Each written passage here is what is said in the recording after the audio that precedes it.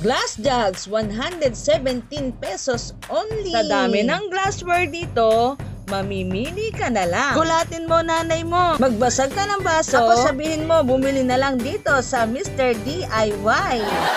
Mga lumang pinggan, palitan na yan. Dito sa Mr. DIY. Ceramic plate, 109 pesos. Mapurol na kutsilyo, huwag nang magtiis. Bumili na lang kayo dito. Sandok sa ulam, 91 pesos. Kahoy ba ang gusto nyo? Meron dito. 35 pesos only.